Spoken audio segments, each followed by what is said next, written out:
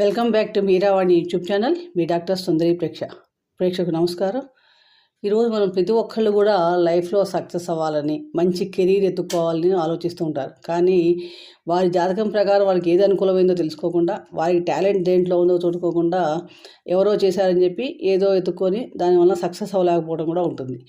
కాబట్టి మనకి ఇష్టం లేకపోయినా ఇష్టం ఉన్నాడు కొంతమంది అదే ప్రొఫెషన్లో కంటిన్యూ అవుతూ ఉంటారు. కాబట్టి మనం కెరీర్ డిసైడ్ చేసుకోవడానికి జ్యోతిష్ శాస్త్రం చాలా హెల్ప్ చేస్తుంది. దాని ప్రకారం మనకు కలిసి వచ్చే కెరీర్ ఎలా ఉంటుంది మేషరాశి వారికి అని తెలుసుకుందాం.